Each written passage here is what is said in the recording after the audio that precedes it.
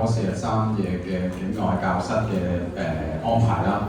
咁我點一點先，5A 班、5B、5C、5D。OK， 好，咁家長咧就應該陸陸續續嚟緊嘅。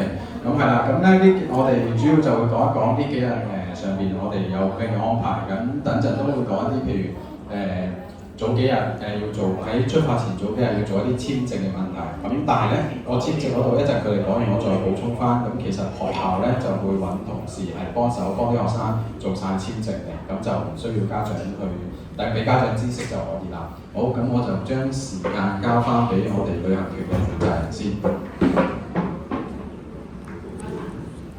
而家就馬上開始個新加坡交流團嘅簡介會啦。咁咧完咗個簡介會之後咧，我哋會將今日嘅內容嘅手冊啦，同埋啲 information 咧就會派俾大家嘅。咁所以可能等學校收到之後，睇下會今日定係聽日派發俾各位家長攞翻去睇啦。咁有關呢個簡介會嘅內容咧，其實我哋準備咗個拉鏈袋，每個同學都會有一份㗎啦。好，咁我哋事不宜遲啦，即刻開始呢一個簡介會嘅。我姓何，係啦，叫 Pauline。咁咧就嚟緊會同大家咧去介紹翻，咁就介紹翻呢個團入邊一啲概況同埋資料啦。咁首先講咗咧，我哋出發當日咧航班嘅資料啊，同埋集合嘅嘢先啦。咁咧我哋坐嘅航空公司咧係國泰航空嚟嘅。咁所以咧，我哋當天早上咧係會安排咗車喺學校嗰度出發嘅。咁家長咧就要記得啦，準時早上7點半翻嚟學校集合。咁咧我哋點齊人數咧，跟住就會一齊出機場㗎啦。咁係學生老師出機場，因為咧2架旅遊巴咧就係足夠學生同老師嘅啫。家長可能咧就喺學校放低咗學生之後咧就解散㗎啦。咁我哋坐嘅航班咧係國泰航空嘅739啦，咁預定起飛時間咧就係早上11點40分，咁我哋就預留足夠時間，7點半集合，大概1個鐘頭車程去到機場。去到機場咧，因為我哋所有嘅學生咧都唔係成人啊，全部都係12歲或以下，我哋係做唔到自助 check in 嘅，所以要有足夠嘅時間咧，我哋要埋櫃台，由國泰嘅 staff 幫我哋做人手 check in， 所以我哋預留翻一個足夠嘅 check in 時間。咁預計到達新加坡樟宜機場咧，係當地時間下晝3點45分嘅，大概4個鐘頭嘅機程啦。飛機餐就會係喺飛機上面嗰度安排咗個午餐啦。咁我哋翻嚟嘅行程啦，係3月28號當日翻香港嘅，都係坐翻國泰航空嘅航班 CX758呢個航班嘅。咁就喺當地時間2點05分喺新加坡樟宜機場起飛啦。翻到嚟香港咧，預計啦大概係6點15分，咁都係一樣嘅。我哋做晒入境手續啦，攞埋行李咧，都係有架車安排翻所有同學翻嚟學校嗰度解散嘅。咁所以咧，家長咧麻煩大概預翻8點半咁上下嘅時間啦，即係可能早10分鐘、8分鐘到學校。咁我哋大概8點半咧，預計呢個時間就會喺學校嗰度解散㗎啦，所有同學係。咁呢個行程嘅即係嗰個啱啱睇到嗰個航班嗰個資料咧，我哋等陣間或者係之後派俾大家嘅手冊咧，裏面都有詳細嘅航班資料嘅。係啦，咁我哋出發當日咧，要嘅就係我哋嘅特區護照啦，或者有其他國籍身份嘅同學仔，咁你就帶翻你哋嗰個國籍嘅護照。記得啦，你哋交邊一個護照俾學校報名咧？係要帶翻啱嗰個護照嘅，有可能而家有啲家長或者屋企咧，除咗特區護照之外，你可能會有一個英國護照或者澳洲護照咧，識其他國家嘅護照啦。記得你哋係交咗邊一本護照俾學校報名㗎嚇。我哋曾經都發生過咧，家長係交咗個特區護照俾學校，俾我哋去做出機票呢個動作，但係最後咧，家長帶翻嚟學校俾學生攞出機場嗰個護照咧，係英國護照。最後去到機場咧係上唔到飛機嘅。留意翻，雖然個護照上面嘅名都係一模一樣，可能都係叫做陳大文嘅，但係2個唔同嘅國籍嘅，佢可以當你係另外一個人嘅。咁所以佢係除咗核對個名啱唔啱之外，係會核對翻嗰個國籍嘅身份嘅。係啦，咁所以記得要帶啱護照啦。咁除咗我哋嘅特區護照或者一個有效嘅旅行護照之外咧，我哋嘅身份證啦，同埋提前就要做呢一個嘅 arrival card，呢幾樣嘢我哋都係要帶嚟出去機場嗰度做呢一個 check in 嘅。咁我哋去到機場就會喺傳統櫃位嗰度啦。同學仔可能有啲唔知有冇試過搭飛機，或者離開爹哋媽咪幾日，自己跟學校去搭飛機啦。大概咧，我哋去到機場咧分組之後咧，就會安排大家咧埋櫃台嗰度咧做呢一個登機手續，會有職員協助幫我哋做寄倉嘅服務嘅。咁完成咗之後咧，我哋會攞住個 boarding pass 啦、登機證啦，就會一齊排隊去做安檢㗎啦。咁成個過程我哋分組會帶住大家進行嘅。咁降落到新加坡樟宜機場咧，而家新加坡樟宜機場係全面採用自助過關呢個服務嘅。咁所以啱啱我提到我哋要提前申請嗰個 arrival card 啦，嗰個 arrival card 就係一個 QR code 嚟嘅。咁我哋咧喺呢一個自助過關嘅 machine 前面咧，我哋係要 scan 呢個 QR code， 咁就去做呢一個入境手續。咁同學仔咧可能有啲身高嘅問題，未必可以 scan 到個 QR code 之後再 scan 埋你個樣嘅，因為個機器咧都有一定嘅高度。如果係有呢一個嘅問題咧，可以舉手，我哋可以揾當地嘅入境人員去協助。咁如果有因為高度嘅問題或者打手指模嘅問題咧，我哋會有當地入境人員咧開一個人手嘅一個入境嘅 counter 俾我哋。咁唔夠身高嘅同學仔咧，就喺嗰個人手嗰個嘅 counter 嗰度過關啦。係啦，咁 suppose 如果我哋嘅高度夠嘅話咧，我哋 scan 個 QR code 咧，其實係仲快過我哋過香港嘅依度嘅，係一個好快嘅過關服務。全世界旅客都係要做呢一個自助呢一個過關㗎啦。咁完成咗過關手續，我哋就一齊攞行李嘅。咁咧我哋之後派俾大家嗰個拉鏈袋入邊咧，其實係有個行李牌喺度嘅。咁咧翻到屋企咧，個行李牌咧有個 information 都要大家填一填嘅。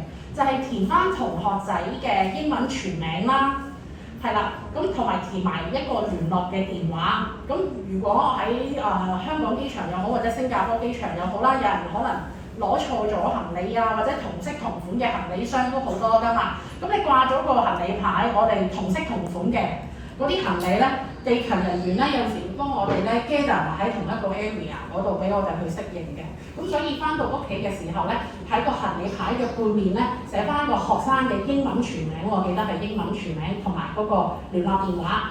咁咧有一個 QR code 嘅位置咧，團號嗰個位咧，麻煩大家寫翻學校嘅全名就得㗎啦，學校嘅英文全名就可以㗎啦。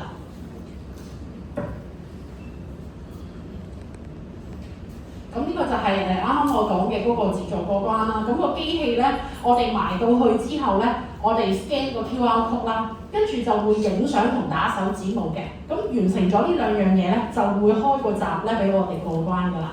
咁而家講一講咧，嗰個入境嗰個QR code 係點做咧？而家係做唔到嘅，係要我哋個團出發前3日先開放可以做。我哋25號出發，換言之，我哋24同23號咧係可以已經網上去申請呢一個入境卡㗎啦。而家全部咧紙版嘅表格咧係淘汰晒㗎啦，佢全面都係機械化。咁所以我哋就登入翻呢一個嘅網站啦，我哋可以揀翻英文或者中文嘅版面去提交呢個新加坡入境卡嘅。係啦，記得我哋係揀選外籍旅客呢一個項目嘅。之後就揀翻我哋嘅出發日子3月25號啦。下邊就輸入翻咧學生嗰個護照全名，記得啦，係護照嘅全名嘅。有啲可能係外籍同學嘅話咧，有陣時身份證同護照咧個名係有少少分別嘅。咁我哋入境係用護照入境㗎嘛，咁所以係要入翻護照嘅全名嘅。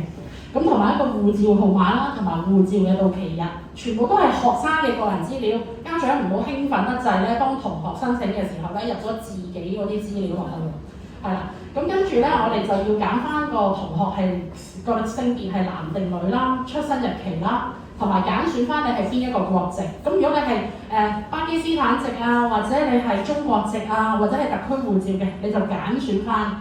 係啦，有得可以揀翻個國籍嘅出生地。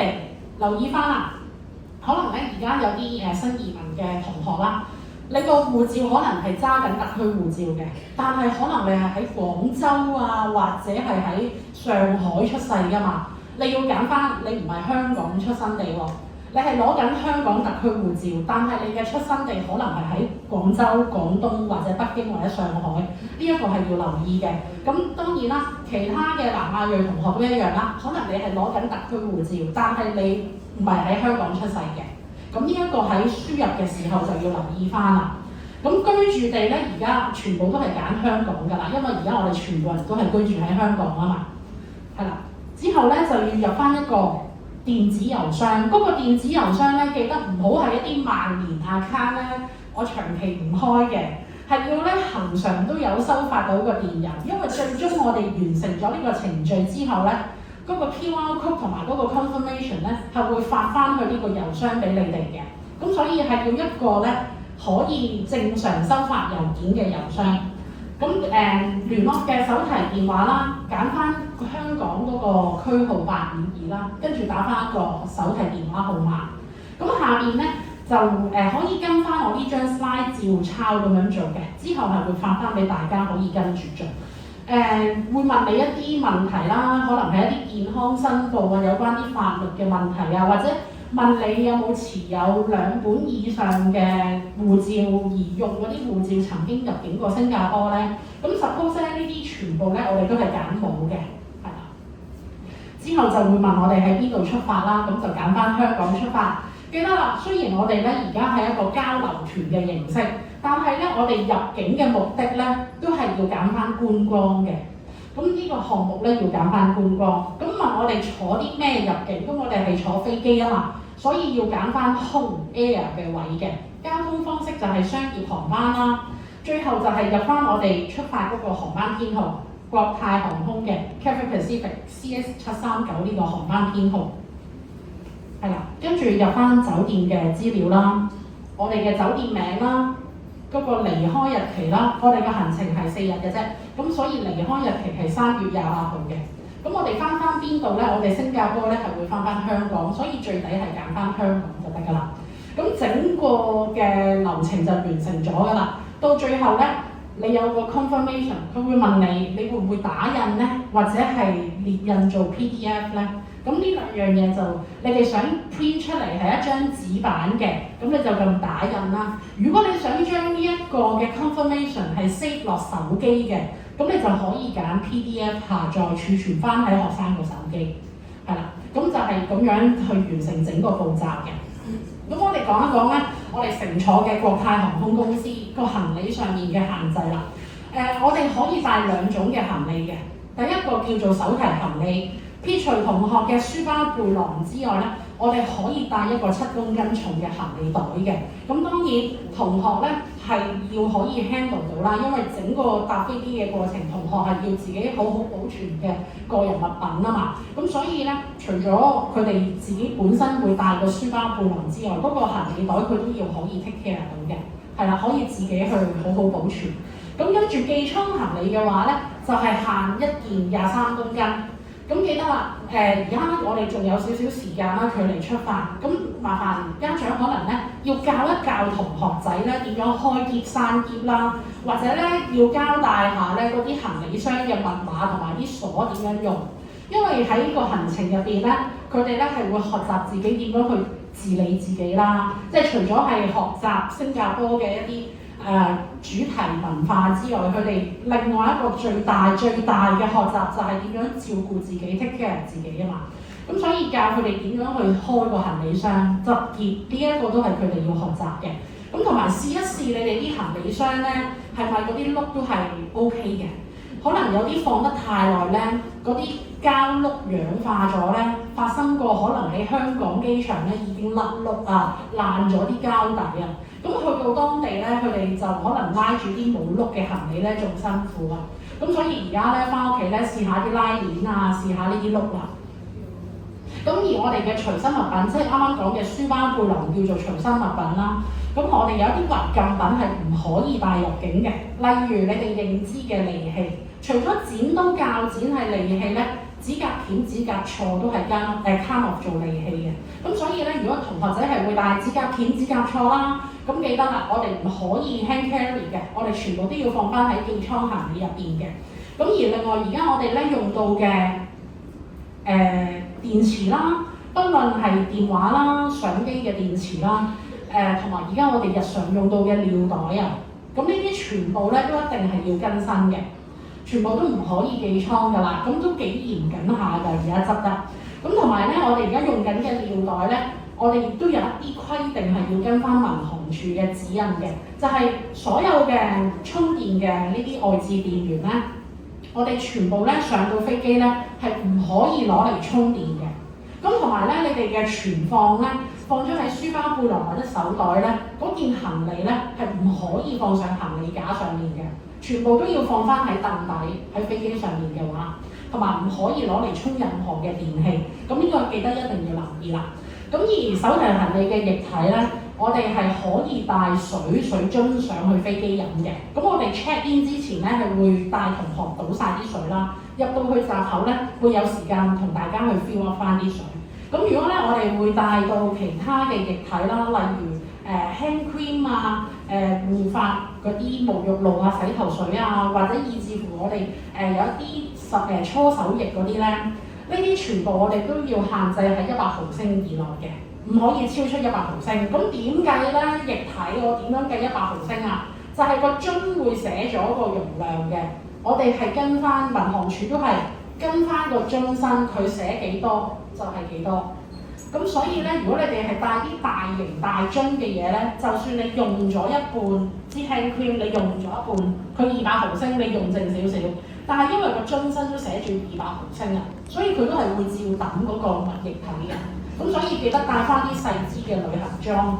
咁同埋咧，家長側邊咧準備多幾個密實袋俾同學。係啦，我哋存放翻啲液體啦，大型嘅液體，例如沐浴露、洗頭水呢啲啦。如果佢哋要帶嘅話，用個密實袋入住先放喺行李，因為個行李咧經過好多重擠壓咧，可能同啲衫褲鞋襪放出咗放埋一齊咧。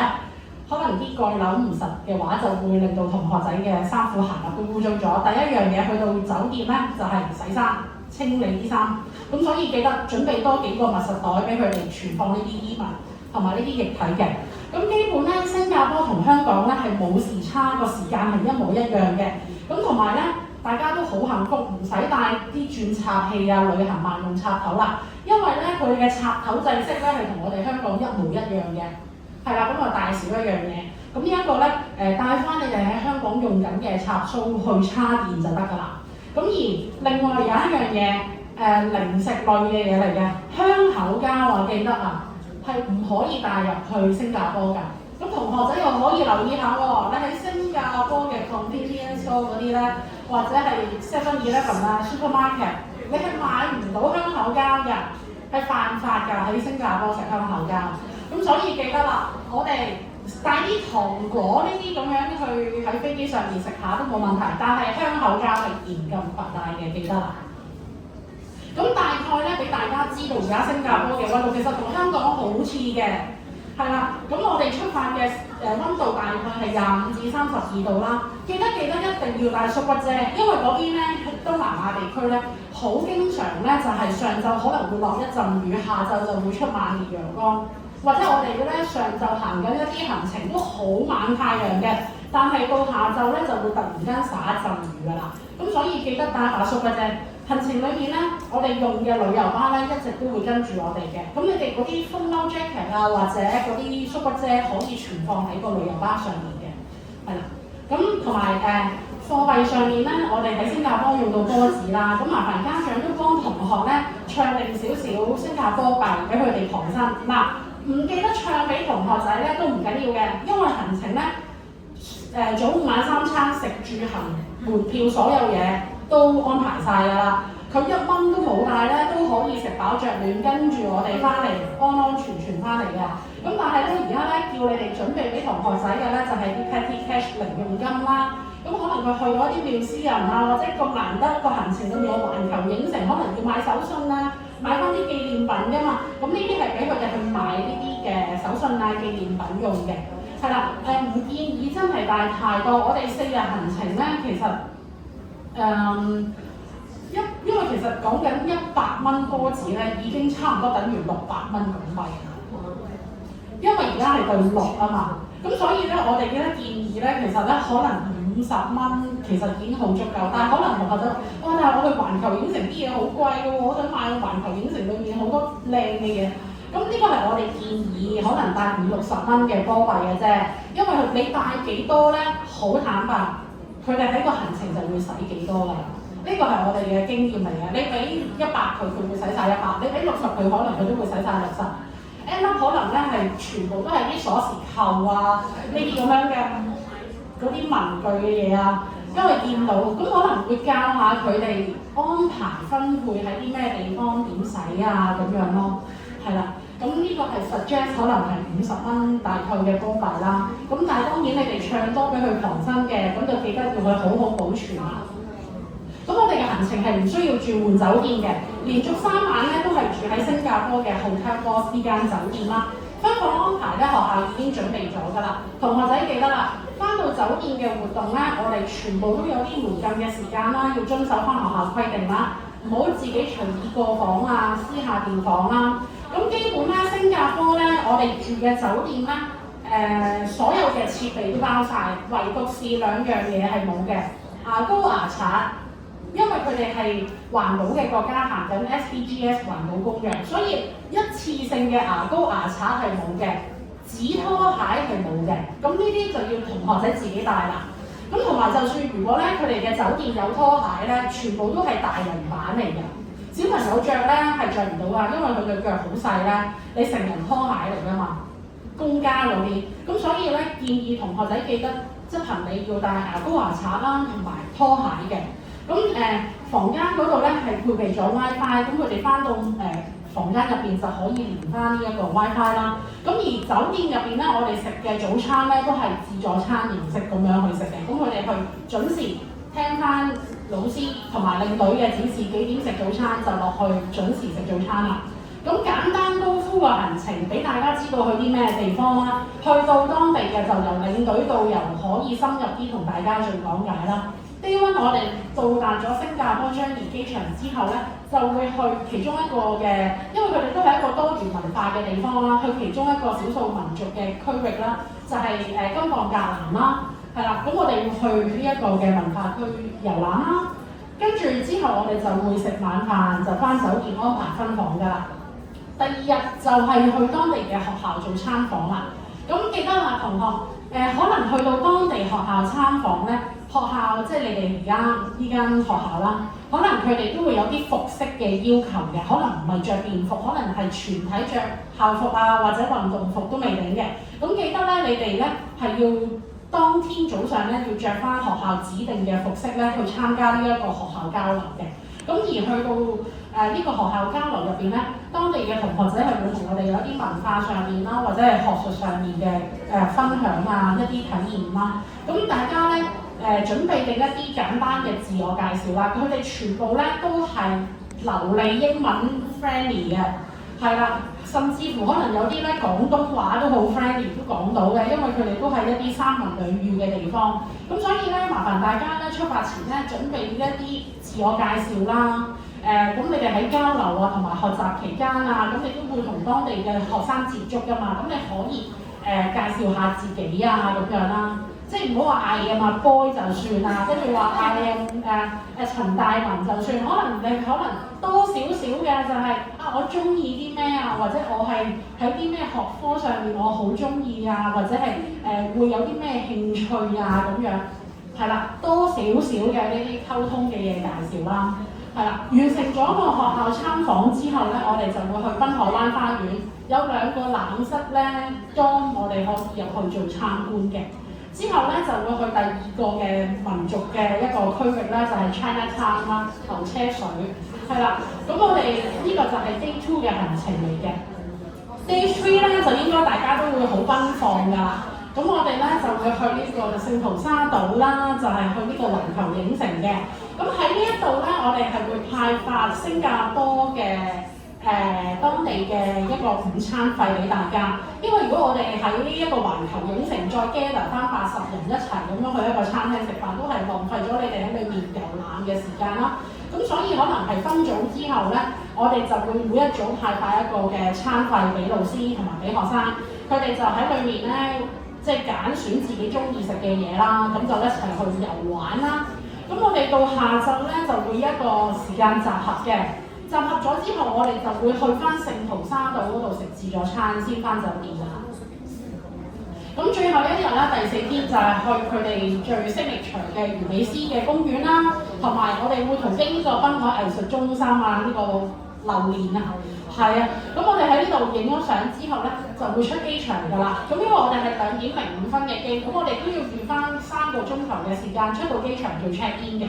咁我哋check in 之前咧，我哋就會去睇啱啱嗰個咧好大嗰個水瀑布咧，就係星耀張儀啊，係啦。咁我哋參觀完星耀張儀咧，就會搭翻飛機翻香港㗎啦。咁簡單高呼咗4日嘅行程啦，都好精彩啦。更加精彩嘅環節咧，就係要教同學仔點執行李啦。因為咧，去到喺新加坡嗰4日咧，就係同學自己執行李㗎咯喎。家長咧，我希望你哋咧。喺呢段時間啦，培訓下學生點樣執行李。嗱，我都知大家好錫啲仔女，好貼心，可能咧你哋會咧將啲衫摺到起晒角，跟住咧好靚仔咁樣交俾個同學咧攞去新加坡嘅。但係去到新加坡住咗第2日之後咧，其實個篋就面目全非㗎啦。係啦，可能係一啲着咗嘅衫同冇着嘅衫咧已經混埋一齊啦，跟住又有啲 souvenir 集埋一齊喺個篋嘅。咁所以咧出發前呢段時間咧，就 train 一下佢哋點去執行李 ，at least 俾佢哋知道你帶咗幾多套衫俾佢啊，幾多對襪啊，因為佢仲有同房嘅同學㗎，咁可能咧有啲嘢會撈亂咗啊嘛，咁啊 at least 俾佢哋知道啦。咁如果咧係第一次出外嘅同學，真係冇呢個 concept 嘅，咁家長可以點準備咧？我哋之前咧啲14天啊、12天嗰啲歐洲嗰啲夏令營咧，我哋都係咁樣教啲家長嗰啲小學生㗎啦。每一日準備一個環保袋嘅 zip 袋，大啲嗰啲 zip 袋，喺個 zip 袋上面咧寫住 day 1、day 2、day 3、day 4，第1日、第2日、第3日。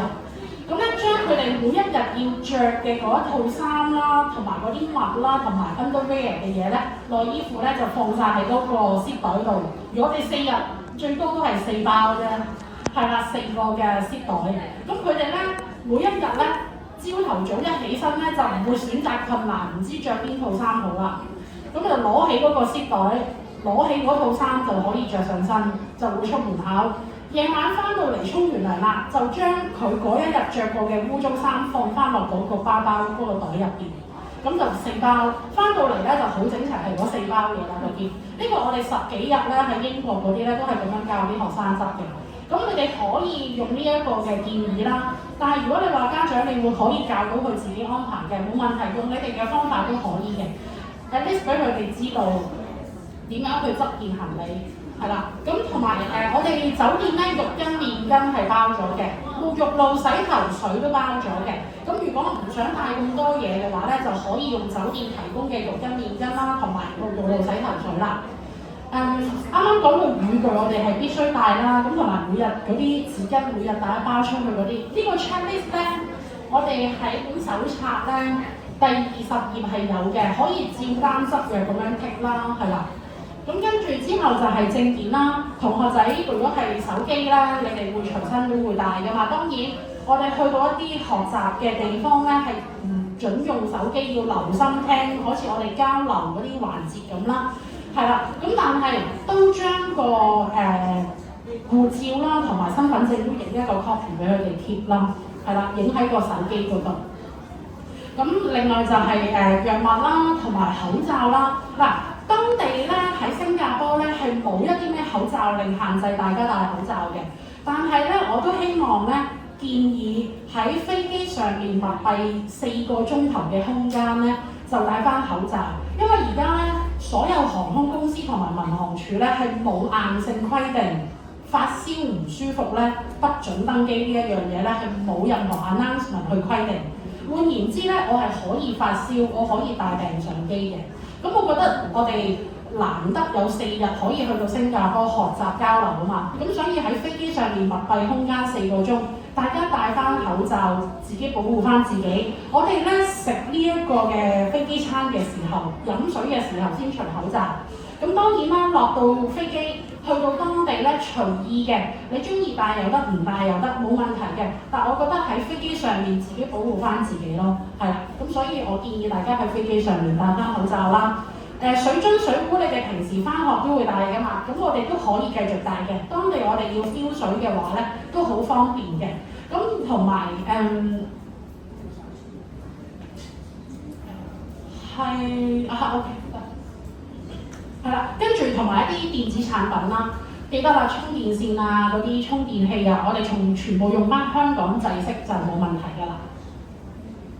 咁同埋平安藥物嗰度咧，記得啦，家長咧出發前幫同學準備翻佢哋喺香港食開嘅平安藥物，佢哋食咗冇一啲過敏反應，冇一啲唔舒服反應嘅，自己帶翻啦。因為我哋隨團嘅老師啦，同埋所有工作人員咧，都係唔會派任何藥物俾學生嘅，因為我哋食嘅係成人版本嘅份量啦。唔知道同學仔食咗我哋嘅份量嘅一啲藥物，會唔會有啲過敏嘅反應？咁同埋我哋都跟翻教育局嘅規定啦，咁我哋係唔會隨意派任何藥物俾學生去用嘅。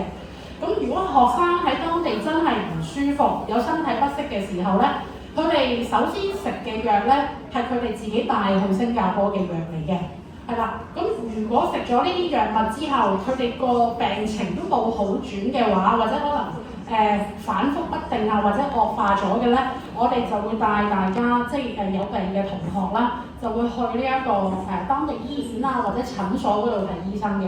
係啦，咁喺當地嘅一啲醫療上面，我哋用到一啲洗費啊，或者係一啲醫療服務嘅嘢咧，我哋全部 keep 翻單據啦，翻到嚟香港咧係可以向翻藍十字保險嗰度去實報實銷索償翻嘅。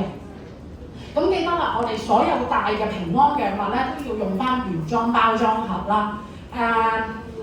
因為我哋而家喺屋企保存藥物咧，經常都會將啲藥咧一粒粒拍咗去啲10格8格嘅嗰啲盒仔啊嘛。咁但係嗰啲盒仔上面咧係冇一啲 official 嘅藥物標示嘅。我哋手寫佢係腸胃藥，手寫佢係 Panadol 啫。但係如果搭飛機去到當地個 immigration，呢啲手寫嘅嘢唔成立㗎嘛。咁所以你用翻原裝包裝盒咧，就係有啲 official 嘅藥物標示啦。咁呢啲全部都係存放喺學生嗰個行李箱入面嘅啫。咁所以咧，記得可能揾一個zip bag，將一盒盒佢哋要帶嘅呢啲平安藥物入好佢，一包咁樣放翻喺個篋嗰度咯。係啦，咁如果有同學係有啲長期病患嘅，佢哋早午晚3餐咧都要食一啲醫生開嘅處方藥物控制病情。記得呢段時間咧要申請一張醫生紙或者病歷卡，證明同學咧有一個病情係要1日3餐定時定候咧去食呢一個藥物去控制我嘅病嘅。係啦，咁記得啦，我哋嘅藥袋咧都一定係要用翻醫院或者醫生開嘅原裝嘅藥袋嘅。上面有個學生名啦，有嗰個藥物嘅用量同標示喺度嘅。咁如果家長咧，你哋俾學生帶嘅平安藥咧，即係嗰啲傷風感冒藥 Panadol 嗰啲，可能你哋係去家庭診所去配嘅，唔係用出邊買嗰啲成藥嗰啲咧，你哋都記得都係用翻家庭診所咧開嗰個藥袋喎。係啦，你都可以照帶翻嗰個藥袋就得㗎啦。咁最後就係電話卡啦。咁呢4日裏面，我哋都建議同學自己配備翻一張電話卡嘅。唔好幫佢哋租 WiFi 蛋咧，話幾個同學一齊 share。可能出入一啲地方咧，真係有一個連唔到個 network 咧，可能就未必可以聯絡到啦。電話卡嗰度咧，最好就自己每人一張。咁同埋咧，另外一個 task 咧，就係教學生點樣去用個電話啦。咩叫點樣用個電話咧？因為係要換 SIM 卡嘅，咁所以咧係要教定個學生點樣去換張 SIM 卡，邊一個位置可以撳到個數據漫遊嘅位。因為80個同學嘅話，可能係80款唔同嘅電話。咁而老師同埋我哋帶隊職員咧，可能冇嗰啲黃金商場嘅嗰啲咁熟，可以隨時就嗰啲手機人員可以每一部電話都好熟個 function 可以處理到呢一樣嘢。咁所以咧就教翻學生點樣去插嗰張卡，插喺邊一個卡槽啦，撳咩掣可以 activate 到個數據漫遊呢啲咧，呢啲就教定個同學仔點樣做啦。咁最後就係、同學仔就唔好帶過多嘅貴重物品啦。咁因為你哋行程裏面要好好自己保存翻你哋自己嘅所有隨身物品嘅。咁所以咧過多嘅物品或者係過多嘅行裝咧，咁都係唔適合喺個交流團出現㗎啦。咁最後就係個藍十字旅遊保險啦。我哋全團師生咧都購買咗環球千足金計劃4天。係啦，咁咧個單張咧係稍後係會派發俾家長嘅藍十字旅遊保險個單張。咁翻到屋企咧，家長可以睇一睇個保障金額、保障範圍。咁如果你哋睇完之後覺得個 cover 唔夠全面，你哋想買啲咧 cover 多啲嘅保障高啲嘅話咧，冇問題嘅。咁你可以加購翻或者買翻其他保險公司啦。因為我哋而家全團都買咗藍十字。你哋如果喺藍十字再買就係 Liberty 㗎啦，同一個旅客名咧喺同一個時段唔可以喺同一間公司有2份保單嘅。咁所以如果你哋係要買啲更加全面 cover 大啲嘅，咁你就要買另外一間嘅保險公司啦。同埋我哋行程裡面啦，如果譬如話遇到啱啱講嘅病痛啊，或者我哋係有啲咩失竊啊、受傷嘅呢啲情況咧，或者係一啲行程延誤嘅嘢。我哋所有翻到嚟香港咧，綜合旅遊保險都包嘅。咁我哋完咗個團嘅旅程翻嚟30日內咧，可以向呢個旅遊保險公司提交翻相關嘅證明文件去做一個索償嘅。咁所以大家記得啦 ，keep 翻好個單張啦。咁如果完咗個行程先去處理咗佢啦。咁翻到嚟，如果真係有需要去做索償呢一樣嘢，就可以揾翻我哋老師再聯絡翻我哋旅行社去協助點樣做啦。咁最後就睇下大家喺呢個簡介會裏面啦，有冇啲唔明白嘅地方啊，或者係要了解多啲嘅地方啦。咁就係啦，可以發問翻咁咯。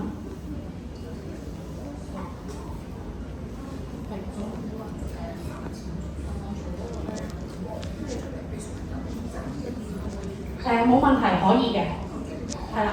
嗱，呢個家長問，如果紙版去 scan 嗰個入境卡嘅 QR code 得唔得咧？定係一定要用電子版用手機咧？紙版方去 scan 啦，或者用手機兩樣都得嘅，冇問題嘅。呢邊先。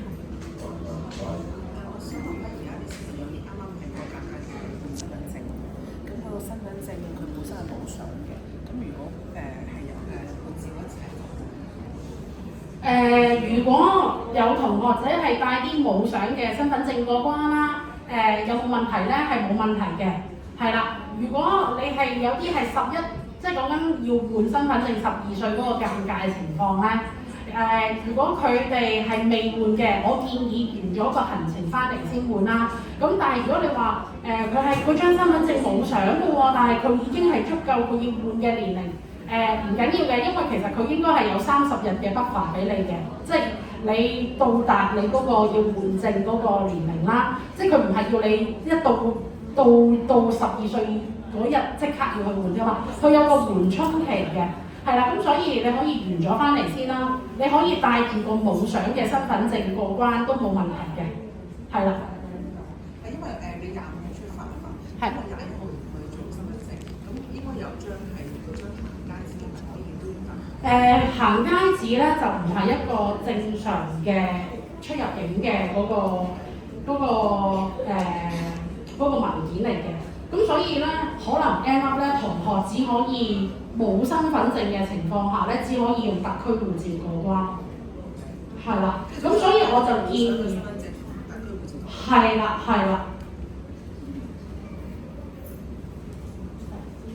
冇所謂，你哋兩個呢？你先啦。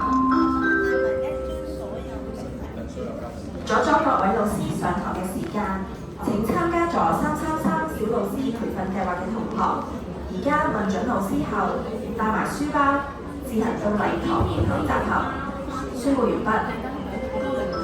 我想問下咧，係咪所有小朋友啲行李咧都係會 check in，佢哋唔會有 hand carry，淨係見嘅哋孭個袋仔咧就得？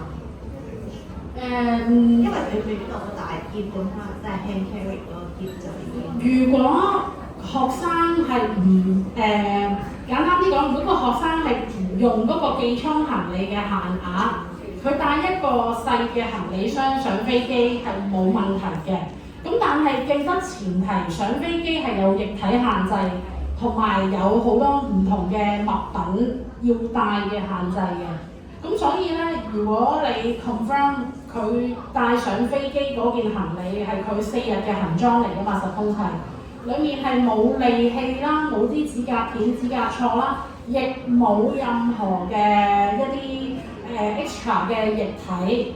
全部都係 over 100毫升以上嘅話，你可以 hand carry 佢4日嘅行裝上飛機嘅。前提就係要符合翻所有上飛機嘅行李嗰個限制咯，液體啦、利器啦呢啲咯。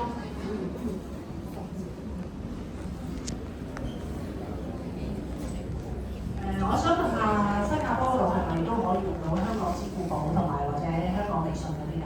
係，嗱，我哋去環球影城啊，或者一啲大型商店 souvenir shop 嗰啲咧，大部分都支援呢個 WeChat Pay、Alipay 嘅。但係有可能我哋去到一啲景點嘅區域，喺一啲mini store 嗰啲士多啊、鋪仔嗰啲咧，佢未必支援呢啲電子支付。咁所以最好點都有少少嘅 cash 傍身，可能係買支水啊，或者係買少少嘢咧，都有啲現金去傍身咯。係啦，大型嘅商場入邊，我哋任何嘅消費買嘅嘢咧，大部分都可以俾到呢一個Alipay、WeChat Pay 嘅。咁都建議係要有 cash， 因為唔係每一個我哋去到嘅區域都有呢啲大型嘅呢啲商店喺度，係啦。想問嗰長期藥咧，如果冇醫生紙咧，冇拎嗰個醫生紙，一定有嗰個藥盒啊，係藥嗰個原裝咧，咁得唔得咧？即係佢係處方藥物嚟。係。如果處方藥物咧，你睇下會唔會可以真係去到診所或者醫院申請嗰張醫生紙？係啦，如果你係醫健通，即係講緊醫管局旗下嗰啲醫院咧，或者係嗰啲門診服務咧，你就登入翻醫健通。咁咧入翻學生嘅名，攞翻嗰個藥物證明，同埋攞翻嗰個取藥嘅記錄都可以嘅。係啦，因為有一啲長期嘅一啲處方藥物咧，可能係有啲藥物嘅限制，唔可以帶入新加坡境內。如果佢係要1日3餐定時定候控制病情食嘅藥物咧，係要隨身攜帶嘅。如果我啱啱講嘅平安藥物，例如 Panadol 啊、感冒藥啊、止屙嘔肚痛呢啲藥嘅話咧，佢第一日係可以放喺個係行李入邊嘅寄艙行李入邊嘅，係啦。但係如果你講到係處方藥物，我係要朝頭早食早餐前食，午餐要食飯後，或者食飯前食，到夜晚我都要食嘅，咁呢啲一定係隨身攜帶啦。就家長。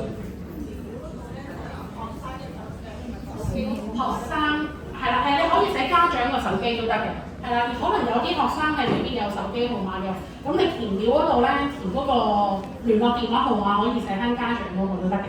你多啲短袖衫定係點樣啊？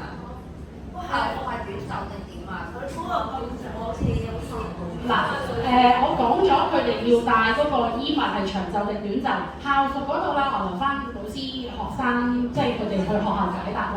我哋個案都係着翻短袖就 OK 啦，因為當地嘅天氣咧係比較熱嘅，係啊。咁但係如果你萬一怕小朋友真係可能會着涼嘅，你俾佢帶埋棉外套嘅咯，係啊。可以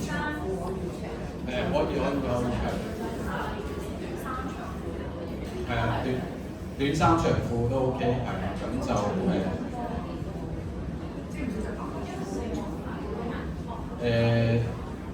阿禮上講過。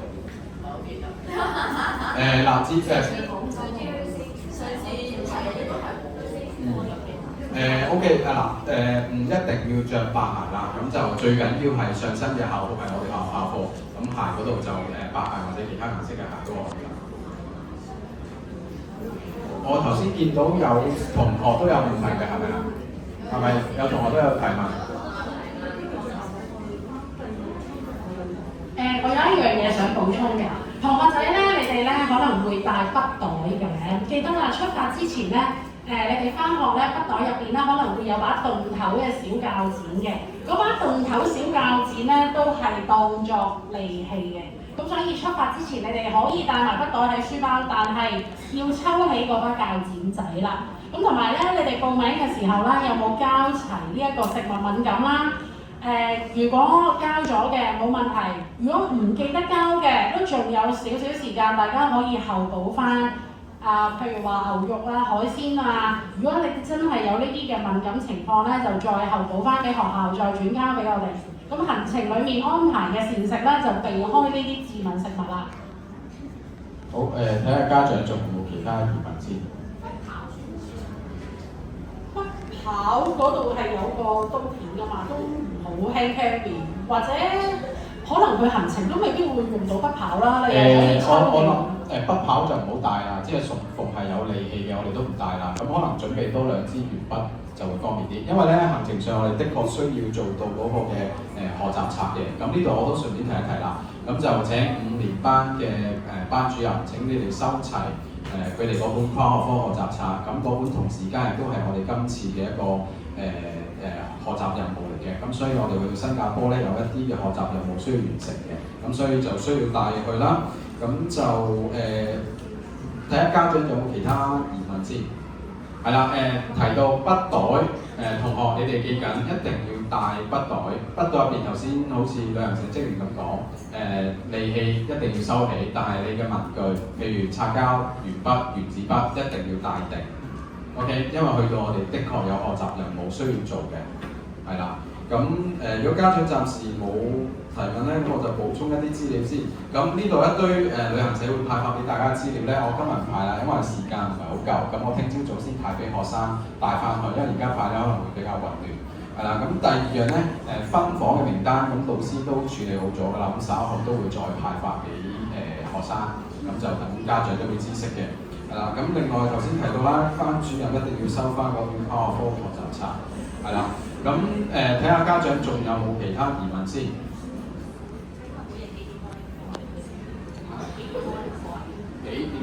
每日幾點 morning call？ 好因為咧每一日出發嘅時間咧都唔作準嘅，但係有個心理準備俾大家咧。我哋好有 discipline 嘅個規律係咧大概可能我哋7點鐘或者係7點半咁上下 morning call， 跟住就會準時嘅大家喺餐廳食早餐。通常咧新加坡嘅行程咧，我哋8點半咁上下就會出車㗎，最晏都係9點嘅啫，唔會超過9點出車。咁所以大概例如佢哋都係7點零、7點鐘咁上下就會有 morning call。係啦，我哋同學去過廣州應該知道㗎啦，我哋每日喺車上邊都會做一啲briefing 嘅，咁我哋會話翻俾大家知，第2日我哋大概係幾多點去 morning call。咁每日可能有少少唔同啦，譬如可能7點、7點3或者7點半咁樣，但係都唔會遲過呢啲時間㗎啦，否則計埋車程嗰個旅可以遊玩嘅時間唔多嘅。咁所以咧，我哋都係大概7點零鐘就會 morning call 㗎啦。咁同學都有心理準備啦。好，咁如果呢一刻冇問題，或者之後有問題唔緊要嘅，咁就隨時向班主任發問，或者直接打去學校揾阿黎副校同埋阿林助校都可以嘅。OK， 好，咁睇下家長，如果冇問題咧，我可以請家長補充。好啊，我哋請家長可以先離開先，咁稍後我會解散。